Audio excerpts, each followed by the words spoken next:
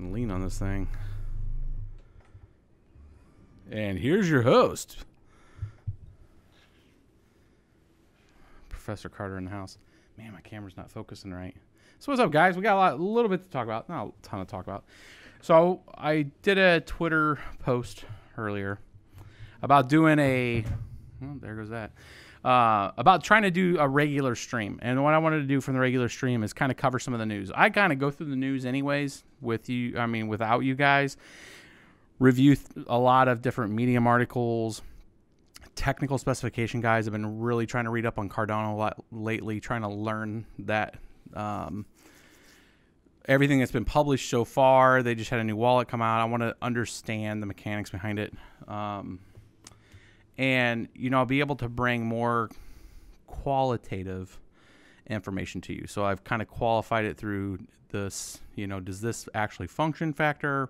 What technical readiness level is it at? So I'm going to try to give you guys a different approach, not just as GPU mining starts to cool down for a bit and as we wait for prices to rescind, the only thing we really can take a good look at is in the space, what's the ecosystem doing that helps drive some of that focus back to this space, not just from the fiduciary, what is the price on a coin, like what's happening organically in the space, who's actually making the moves to potentially set themselves up for a good play. It's kind of like doing the technical analysis, but just not on the price, right? It's like doing the due diligence on what is the entity or the folks that are behind a particular cryptocurrency doing, really, no kidding, through all the noise in the news.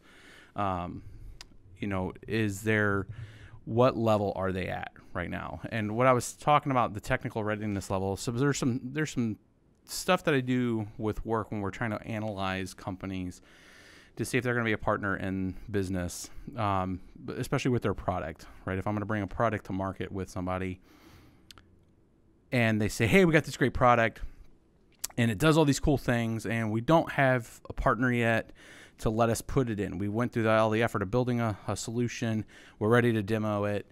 Let's work together, and let's put this in for a solution. And there's some rules of the road that come along with that. And there's no reason, and there's really nobody that I know, and maybe you guys can point me to somebody else that does this for the crypto assets, if there is another YouTuber that does this or Twitch person, but that does a proper technical analysis of a feature of a coin. Like if they've implemented a feature and then walked through technically, is this feasible? I had this kind of epiphany going through some of the analysis I've been doing with like Cardano and trying to see if it would make sense to kind of put it up against what we do normally for any kind of vetting of a company and its product that I would use in a larger solution. And most of the crypto assets, I mean, spoiler alert, 95% of them are probably at a TRL level 4, if at best 4, maybe into 5. And what we're going to do, I'm going to bring it up, what a TRL level means. A TRL level. So there's a lot more detailed versions of this. It really comes from like a DoD and NASA kind of technical readiness level, but it is like if you're trying to get something into production, there's different levels, and all it just says is if it qualifies to this point, this is kind of the level that it's at. If you really look at a lot of the blockchain tech, cryptocurrency tech, a lot of it's in TRL 1 and 2. It's in that basic research piece. It's proven feasible. Like Bitcoin is definitely well into technology demonstration, subsystems development, test and launch of operations. I mean, like Bitcoin's functional. I mean, you could argue that it's in TRL 9 and its different versions and iterations is just improvements on that subsystem. Because it's as a core functionality, it's performing a purpose. It had the consensus algorithm works with proof of work. It's been at that development technical phase, cycle for quite a long time, almost 9 years, right? But when you look at something like a Cardano, you look at something, like tagging these kind of things. So like actually creating like a matrix of the different crypto assets that are out there their core functionality, and then typing in a kind of where are they at technically. You know, are they in production? Can they actually do, you know, perform a function? It's different than, there's part of it of showing like, can it do its feature set right now? And is anybody using it's a whole other thing, right? We can talk to a whole other discussion on that. They can't see me right now, can they? I'm like talking and there's this. So that was the TRL thing. I'm trying to prove a point and they can't see me. So that's the whole thing. Can they actually do anything with it?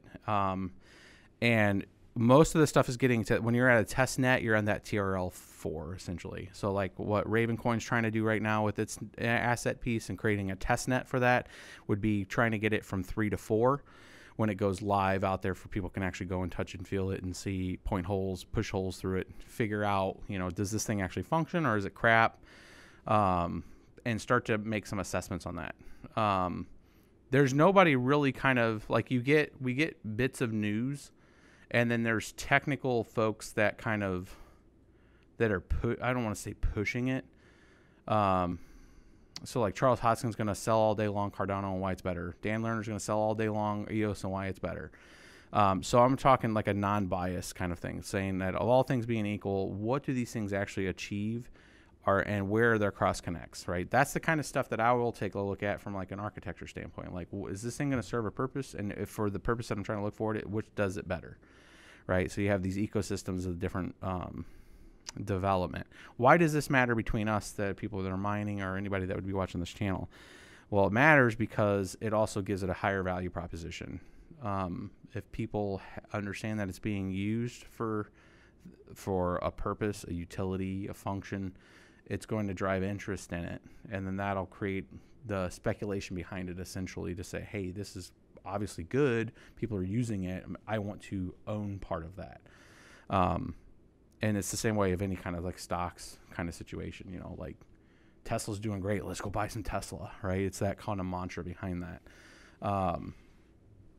So I haven't seen, and if you guys know of anybody that does that kind of technical analysis from the functionality standpoint, looking at the tech, I'd be interested to see and have those discussions with people that are not just like the Dan Lerners of the world, right? I mean, Dan will, and maybe we'll get to that point where I'll just have to start talking to those guys directly and bring them on the show and maybe have the discussion pragmatically, not like pushing holes through it. Like, they have a vision, they're built a piece of software, they have the governance behind that they're trying to work through. What does it do to move things forward, and does that give it a value proposition for the currency? And then get into the currencies that we can mine, and how are those moving forward, you know, to give us some value proposition there. Blockchain cryptocurrency is equivalent to speculating on Beanie Babies. It is, by and large, if there's no use case other than just the currency. Well, yeah, I mean, so blockchain has a lot of purpose, but I mean, there are things that it's going to facilitate that it's actually facilitating right now. It comes down to the token economics, if it makes sense to have it as an economy for the token to actually do a function, or to be tied to a function, or to be the incentive for somebody to hold up that function. So a lot of, like, when I'm having to explain this to not just senior leadership or folks that try to understand cryptocurrency in general, the token economics is for you and I or anybody else to, if it's an algorithm that we're putting mining to, well, let's go through the gamut. If it's for something that we're mining for, the token economics is to incentivize us to participate, to secure the network and provide a service. For that service, we're paid in a token. Nothing more, nothing less. If you take away all the other FUD around it, that's what's going on. That's the point of it. If you read the white paper of why the token economics were there, was to create an incentive mechanism for people to participate. End of story. It's that simple. with that, you can create an ecosystem of trade. You can create it from a payment vehicle standpoint. You could have it from an asset holding and all that. So if somebody builds an application and puts it on a platform coin like Ubiq, like Expanse, like Ethereum Classic, like Ethereum, which all can be mined, then the platform's there because we're holding it up right now. If it's a proof of work coin, if it's a proof of stake or a delegated proof of stake, people are staking coins to continue the consensus algorithm. They are investing in that to keep that chain up, essentially. So, and you have a nodal structure that's out there. You know, if it's a Raspberry Pi or you have some other piece of hardware, it's incentivized. You're paid as that payout to have that hardware there. You're getting paid for service. It's no different than a managed service at the end of the day. It just happens to be decentralized where anybody can participate on a public network, right? So there is a function. It's not Beanie Babies because Beanie Babies don't serve a purpose, right? They're collectible at best, right? And then there was a period of time where they were sought after. But in this case, you're performing a service, and for that service, you're given a token, and that token happens to be worth money. That's the delta between that and a Beanie Baby. Now, if somebody uses that service, and that's kind of the counter argument of like why Bitcoin and everything's very bullish right now, or everything's went very bear, is because we're like, well, there's no traffic on it. Nobody's using it. It's just a speculation honeypot of people just doing technical analysis and shorting and short selling and going long and just playing games with it because there's not a ton of use case for it right now for people to leverage and use. And that's where I kind of go back and forth of like, well, everybody understands the potential. It's a hell of a lot easier to use point to point. I don't have to go call my bank when I want to do a large transaction with it. I can make that happen, right? It'd be much easier when I was out buying hardware that if I had, I don't want to call it a stable coin, but if I had blockchain tech enabled company or a company that could facilitate those transactions for like Micro Center, it would have been a hell of a lot easier to transact in Bitcoin or Litecoin at Micro Center than trying to call my credit card company 3 or 4 times when I'm like, yes, I'm the one making the $4,000 purchase right now. Yes, I'll wait. Don't mind the people in the line. It was a highly inconvenience. And it's because that counterparty risk that comes with all the territory of credit cards. The payment gateway mechanisms of cryptocurrency definitely have a purpose and a point. And that ecosystem's getting built. Without all the FUD, if you could take all the BS that you guys do, turn off crypto Twitter for a second and understand that if you take all that away, it still serves a function. And those functions are getting put in place. Those payment gateways are getting set up. And the constant feed of input of information that we're hearing right now that you're seeing when you do look at Coinbase adding assets or anybody else adding more features and functionality, yeah, it's not moving the price right now. There's not a lot of emphasis on it right now. It's just they're rocking deliverables right now, knocking out infrastructure. So when that push does come to shove on moving up, the infrastructure's there to facilitate, right, across multiple different currencies and coins that are going to fall into a different range of services that are being built right now from a gateway standpoint. If it's Stellar with IBM, if it's, and I know that IOTA's had all kinds of issues because there's several companies trying to work IOTA, and I don't even know if their chain is fixed. I know it was doing like a really hard split, and they're having some issues. A lot of this stuff is growing pains. A lot of people will sit there from the fiduciary standpoint and be like, oh, it's a shit coin, it's crap. There's companies investing in this and trying to figure out the tech. Right. And there's going to be people that are critical of that tech, and they should be critical of that are technically adept to other currencies. But you got to look at the motives behind that. If I see Jimmy Song crapping on a coin, and Jimmy Song's very smart, Bitcoin core person, right, that's been in the space and teaches and has a class and all that, he's going to be very partial to Bitcoin and its features and functions that are trying to do those same features. If I look at an unbiased approach to it, and I see a lot of companies trying to do a lot of different stuff, there's a lot of development teams trying to figure out their leverage points in those different currencies. So I try to look at it more across the board of like, what are the functions of these coins going to do on a utility standpoint? All we're going to do on the mining side is on the ones that we can mine, we're going to mine. There's always going to be an ecosystem for mining out there. And it comes down to like, what's the pain tolerance during times that it's low, right? I've been through 2 pain tolerance times. This is one of them. And then through 2014 when it came down to where everything was not profitable. There wasn't a coin out there I could mine that was profitable by a long shot. And, you know, for a good period of time, at least 9 months, I didn't have a thing running, right? I turned everything off because it was like so painful to keep it running that it didn't make sense. And then we had Ethereum come back, and there's other cryptocurrencies that people have seen the light on this space, and there's innovation that's going to breed from it, right? And it isn't just about forking a different currency and then spinning it up. There is force projection when you have a huge ecosystem of people that are going to participate. And that participate gets you a lot more than just somebody plugging in a miner. It gets people talking about it. It gets a fervor that comes with it and all that one-to-many connections that people have. So people understand that that's where that kind of stuff comes from. I'm going to look at some emails. Some discussion. Quiet night. Friday night, right? Everybody's out doing stuff. And I'm scaring people away because I'm in a freaking suit. Like, who's this dude on Twitch? Oh, with a suit. Huh? I guess I could lose the jacket, but... You're critiquing me, Miss BBT. Blockchain isn't suitable for finance. It's useful, but not for that. It's being used in finance in a lot of different ways right now. I mean, I'm never gonna at any point shill Ripple. I don't even think I own any Ripple, but it's facilitating transactions right now on a list of services for a list of banks.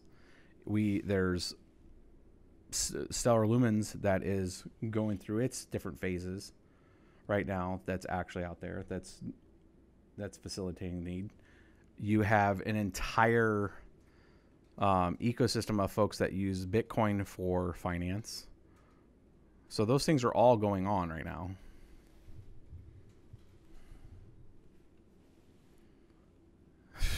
Magic Mike. No. Not there yet. About 100 pounds lighter.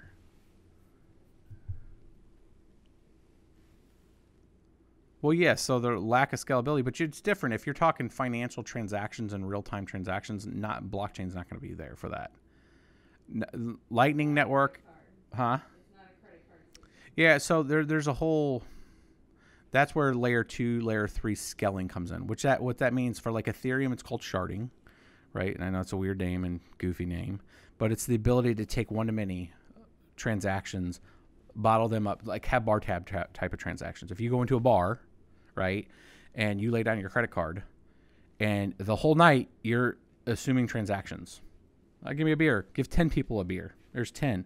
Somebody goes up to a machine, hits that 10 times. That's 10 times there. And then they make one post transaction to the blockchain, right? That's bar tab transactions in that capacity, right? There's different methodologies to use on a blockchain that allow for the facilitation of high-speed transactions. The problem is that you have some of the main cryptocurrencies on public ledgers will never, even with on-chain scaling and all of that, operate at the ops per second that are going to be required. So then you're going to have other queuing services that have time delays. So if you think about it like this, if I'm going to go purchase a house, and let's say there's a 1 to million people that are going to do this same activity on a daily basis in the world. Bitcoin right now at 15 transactions per second at max would never facilitate that for a worldwide adoption, right? We know that, right? But if you had a queuing system on Lightning that batched those and then posted those, because on large transactions are certain transactions of different types, what's the turnaround? Is it instant? Is it at the register? No, that's a process. If anybody's trying to buy a car, hell, what did we just buy? We bought a vacation thing, right? Like, dude, I walk in. No, I bought it. We did vacation, right? So I bought this thing from Hilton, right? And it's, you know, it's just a place, and it's kind of like a timeshare, but it's like I just bought points because I go travel anyways, and I'm paying for this stuff anyway. So it made financial sense to buy this package and buy points, right? 10 minutes into this conversation, we sat down and I'm like, I'm in, bro. Here's what I need. Like, let's move this done. 4 hours later, like I said, bro, I'm in. 4 hours. Like what? Like the same thing with a car. It's like I walk in, I'm like, dude, we're getting a car. And so, for some reason, process time, like you want to talk about a process, the art of buying assets is so slow across. It doesn't matter if it's a house, if it's a camper, if it's a car, all that stuff is painfully slow. Painfully. Like it's a ridiculous amount of waste of time. Right? So that's functionality we have already now. But yeah, but then you're missing the point of what blockchain is supposed to serve. It's a transparency layer that isn't there right now, right? The transparency and the accountability right now is centralized in a particular singleized entity. That's the whole hoopla. Like when I'm trying to explain to people, like, oh, we already have that. We have high-speed databases. I'm like, yeah, we do. But they could be edited. They're centralized in nature, right? There's no real true accountability that I could hold down to the gnat's butt if I wanted to get to it. Like right now, all the stuff with Facebook, like it would be a hodgepodge of trying to figure out like who data owns what. Well, if it's sent to here, I have no traceability, right? You go 1-2 layers deep in any supply chain, there's no traceability. All of what we're talking about on a fiduciary standpoint, on a supply chain standpoint, on an identity standpoint, on any of that kind of stuff. Oh, look at this little Trump thing that popped up in the bottom corner. That's hilarious. All of that is in centralized databases, right? And that's what sparks the argument, sparks the innovation, is that there's no layer that even if I obfuscate the transaction to the public side, let's say we have a permissioned public ledger, right? To where if you want to write stuff to that ledger, you need to be permissioned. But it's public in nature. Anybody can interact with it, right? You can go out there and maybe read from it, but if you're going to write to it or use advanced features on that, you're going to have some kind of permission. So if it starts in that kind of capacity and there's a pair keywise sharing, like a multi-key signature that allows the network plus you to then sign that transaction, there's layering options out there that people are developing to make it entice people to participate in it. And the incentive, the sales factor, the wow factor of it is to ensure that the stuff that's written there can be audited. There is some traceability back to it, right? And then that you're storing it in a capacity that's not just centralized. If somebody's going to hack into it, they're not going to get the honeypot. They're going to get a single transaction. That kind of stuff is innovative.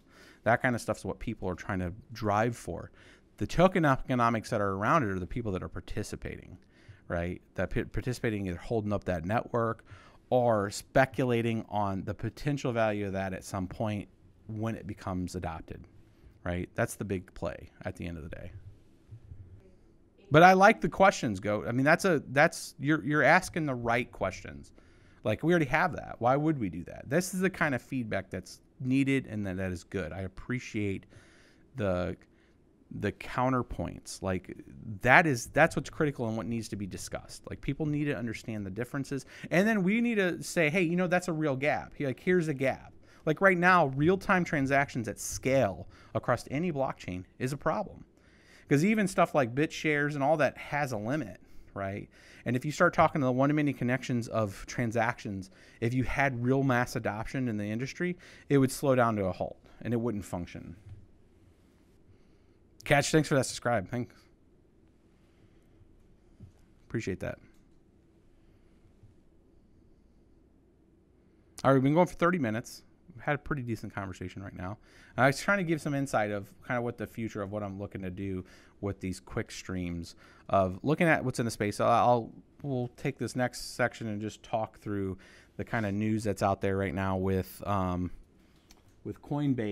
and why that's relevant right now, kind of. I mean, there was some, I would call it kind of a virtual pump that was natural whenever you get news of a particular asset getting potentially added to one of the largest, liquidity places on crypto right now, which is Coinbase, which in English just means that there's a lot of people with a lot of accounts that are tied to their bank account with Coinbase, and that potentially could give lead to more people buying those particular assets is what it comes down to. So the main ones that they want to add, Cardano. Let's see here. They have them here. Where do they? I just saw it. Here we go. So these are the ones that are getting added. So they made the speculation that they're going to add them. Cardano, Basic Attention Token, Stellar, Zcash, and OX currency. And OX is kind of like the protocol level piece that allows Ethereum assets to be traded within the Ethereum network. The ERC20 tokens. Thanks for this bitty Chechen. So I mean, why does this matter? Like, why do people care? What's the big deal with adding these? Obviously, they said a month prior that the add of Ethereum Classic would be coming sooner, mainly because it's a pretty easy implementation for them because it's like Ethereum. It is Ethereum essentially. So we can see at some point that Ethereum Classic will be added. Why does it matter though? Let's go into just the very basic facts. Largest liquidity pool, biggest chance at growth because of just the organic amount of people that are on there that have their bank account established to it. So Ethereum Classic pops up onto Coinbase. A lot of people have the Coinbase app. A lot of people they can log into it on their computer. They see a new asset out there. The day that gets added, there's a high potential of that to increase just purely from the organic growth of having access to people, right? It's the viral mechanics of the way things work. And since we're talking about money, we're talking about asset holding, a movement forward into that will help the rank and file, the folks that have, $20, $30 into crypto, be able to pick up a few more. And with any kind of limited asset, they have to take ownership. It's a stewardship service, but where they are being the steward of your coins, they have the private keys, right? And a lot of people that don't have good OPSEC or have any idea on how to use a Trezor, all that keeps the currency in Coinbase, right? So they'll log in, they'll see those new assets, and then purchase them. And when you have the potential of smaller assets that have a lot less price to purchase just because of human behavior in general, somebody's going to get on there and see a cheap Cardano. They're going to be like, that's 30 cents. I'm going to buy 1,000 of those. Why not? $300. I'm in, right? I mean, so you having that opportunity to the larger liquidity pool is going to drive up the crypto assets. It's like anything getting added to an exchange, right? Like the exchanges that people have direct access to, where they can go from dollars quickly to purchase a crypto. There's not a lot of that on exchanges. There's people that have other cryptos that sell other cryptos on an exchange, and you'll have a bump, and then you'll have a ton of bots and everything else that reacts with the market. But large liquidity pool is big. How do you feel about big firms, JP, Golden, George Soros, State Street, Wellington, all the changing their tune about crypto? Do you agree a lot more negative news has been functioning for their big firms? I mean, so there's some speculation. That's a good point, Manor. That is there a larger play going on in these institutions that have a lot of ownership in the media, ownership in creating narratives, and I'd say at best it's speculation, but it's not improbable, right? If you understand, if you really take you disconnected the value token economics from blockchain, and that's what a lot of companies are trying to do, and just look at the mechanics of it and look at the future of the mechanics of it. This is why you have a lot of people excited about the technology, and they just talk about blockchain. When you add in the token economics to it, it changes a lot of things positively. It allows a lot more involvement of folks participating in it. It allows a different level of transparency that's not there right now. For big banks not to get in on that and have some level of control, it's been crazy talk. It's been crazy. These were conversations we used to have in 2013. Like, why aren't the banks in this? Like, they looking at it, yes, it's competition, but what the hell? You know, so is the narrative being pushed to drive down and be very bearish, and then hide under the concepts of, oh, well, you know, cryptos fell back into this cycle, and just everybody's like, that's the norm. It's the cycle. It's a 70% pullback, and then there'll be a huge growth. And you still have folks that are just looking at, you know, people that are shooting from the hip on the large growth, and then you got the people that are doing genuine analysis of if the adoption hits a point to where there's a new bull run and there's the facilitation of the technology now in place to have people that can get accounts. I mean, mind you, that big pull up from October through December, a lot of exchanges didn't allow new people. Like, people would be sending me messages like, hey, how do I get on the exchange? And it's like, everybody shut down. Poloniacs, everybody didn't let anybody else get on the exchange. Coinbase was trying to keep up with it. They were signing up like 600,000 people, right? Those 600,000 people got signed up. People are in. People are still getting accounts. Like, randomly, every once in a while, somebody will watch my video on it, and I'll get a referral, right? Because people are signing up for it.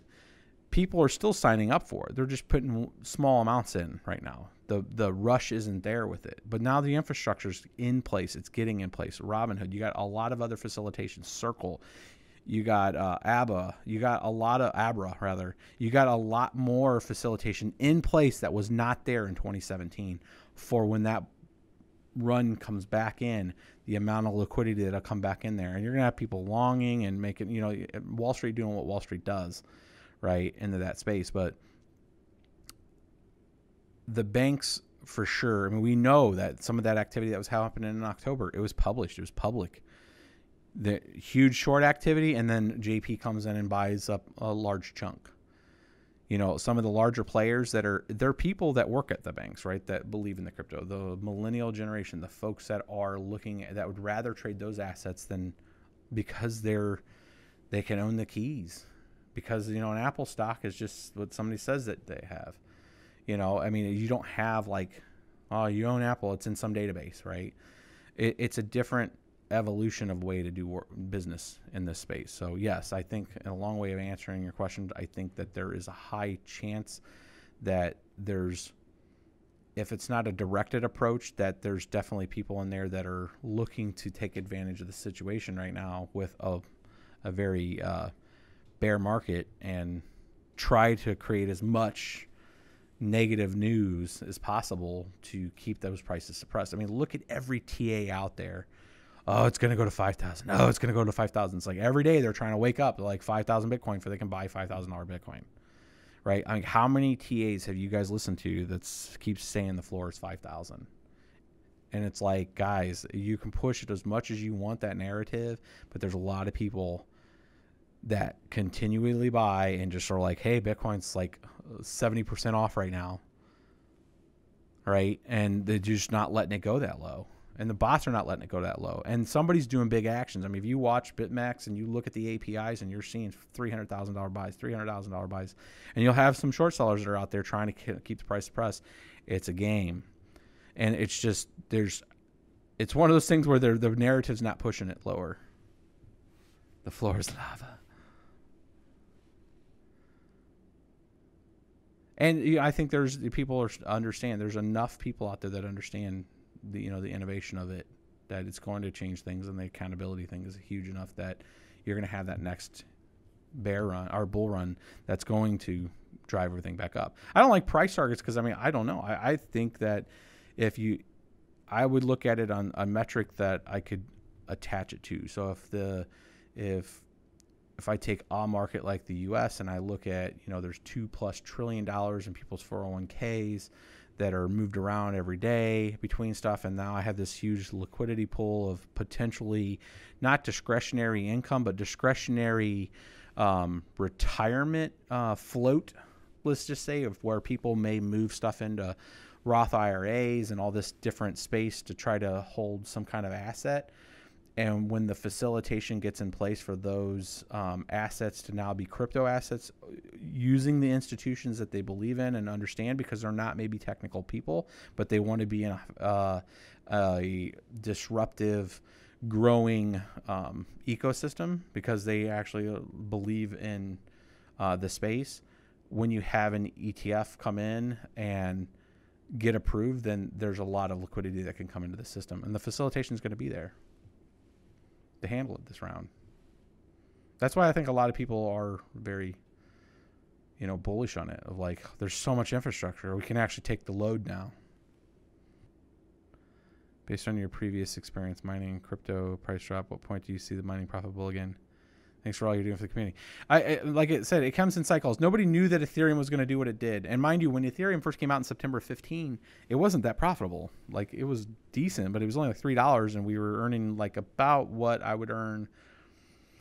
Let me think back here, because in September 15, I didn't start doing it until October 15. I started mining it again, and I think on like one rig, it was better than what I would get on ETC right now. But it didn't take long. It was like December of 15 into January 15. I was maybe getting 5 to 10 coins a day. That's far more than I was getting on ETC. But it still wasn't very profitable. It's about what it is right now, profitability, because it was about $1 a coin at the time. So it was about $10, $12 maybe a day at the best case. So, I mean, on the next resurgence, it's maybe that's a math problem we need to actually go through. Not right now, but I'll make a note of that. That we'll go through the math of what does it have to get to? What's the price have to get to at the current difficulty for it to be profitable again? And we can kind of do some reverse analysis there. I think it's a pretty high. Like for Ethereum, it's like $1,300 right now. For like RavenCoin, it has to be like about 7 cents, 8 cents, which is pretty high. Ethereum Classic, I think, has to get to about $22, $23 right now to make it profitable again with the current difficulties. So it's really, the difficulty's still going up. So even though the prices are down, so it's pretty high. But so we would need at least a 40% increase in the market right now just to get it back to tolerable where most people could turn it on. Let's go to Chris Heroes. Are you going to be any news about the Acorn? I haven't heard much about the Acorn. I need to talk to Oh God a Girl. I know that I'm on their Discord, and I'm going to talk to them about the Acorn, which is just an add-on card that works with other GPUs to optimize particular sets of algorithms to make things faster for like mining X16R and stuff. I have a few hundred. You have a few 100 million? You're doing pretty good. If you have a few 100 million, that's quite a bit, Dirk. Or a few million, is probably what you're saying. Because if you're saying a few 100 million, you're like the top person. Do you think RVN will happen after testnet? RVN will happen. RVN happen with what? Like a bump in price? I think it's going to be a positive thing. Any kind of forward momentum of meeting your timeline or hitting what you've said you're out to hit is going to be good for the ecosystem and the community. Have you heard about Squirrel's research? Yes. A few million. You are correct. I was like, a few 100 million, bro. I think the top wallet is pretty much known to be overstock, and I think they're at like maybe 70 million. A few million, still quite a bit. Nightbots nuking some stuff. I like to see you guys collab with VossCoin, Digital Gold, and some miners getting together and chatting. I'm out in DC quite a bit. I mean, one of these days, maybe I can find some time to head over and maybe talk with Vosk. And I have talked to Digital Gold. I met them out in northern Baltimore one time. We should have did a live stream. We never did. But I mean, I mean, we could collab and talk. I mean, you know, I'm not opposed to it. I mean, I like what Voss does. He's bringing you guys information on ASICs and all that. I kind of stay away from the ASIC side of it most of the time. I kind of did the ASIC thing in 2013, 2014. It wasn't for me. I have that hardware setting here, and I can't do anything with it. That's what the eventuality of it. It is the epitome of it's a juice that you squeeze and then you have the shell left. I mean, that's an ASIC at the end of the day. right? So I still have my old GPUs, and they can be used, and they have been used in when a new currency comes out, right? And they can still be sold. Like even my 7870 right now would sell, right? I have a 7990. That thing still pulls some good money because people use it for different things. I mean, a 7990, think about that. I would mine Bitcoin with 7990. Right? It's a dual chip, old school machine. That thing made well more than what it was ever worth. And I can still sell it for damn near what I bought the thing for, right? Because the 7990 is kind of like a relic. And Sunday stream, we'll do some giveaways. I got some stuff to ship. I think somebody bought something on the site. I still need to ship to them. So thanks for the subscribes and the follows, guys.